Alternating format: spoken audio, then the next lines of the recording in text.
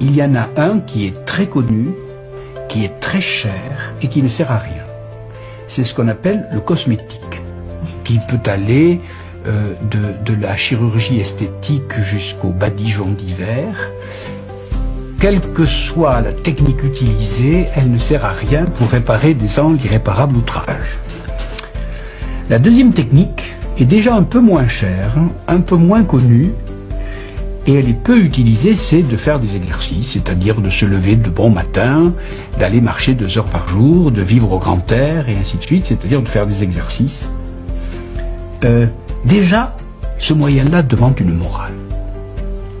Mais le troisième moyen de rester jeune, le premier n'est pas efficace du tout. Le second est un peu efficace, car on voit en effet des vieillards verts qui ont encore bon pied bon oeil et qui savent marcher ou escalader les parois. Le troisième moyen est absolument gratuit et totalement inconnu.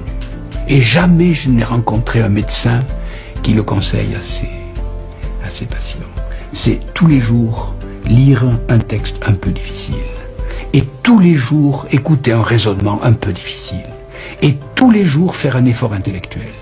Parce que la vieillesse, c'est toujours le gâtisme. Et donc, je m'adresse maintenant aux téléspectateurs. Si depuis 30 ans vous regardez à la télévision les téléfilms que l'Amérique nous envoie pour s'assurer de la débilité profonde de toute l'humanité, vous êtes en état de vieillissement foudroyant. Et si au contraire, au lieu de regarder ça, vous prenez un livre un peu difficile, par exemple celui-là, oui, un peu difficile, et que vous essayez de comprendre une seule page pendant 10 minutes, vous êtes sûr de rajeunir. Et ça, c'est parfaitement gratuit, c'est parfaitement inconnu, mais c'est parfaitement efficace.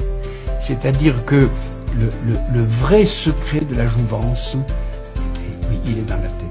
Alors donc, plus de téléfilms à la mode américaine, lisez donc des livres, et je le répète, difficiles, pas des livres faciles, apprenez des choses difficiles. Alors, le cosmétique peu, l'exercice assez, l'intellect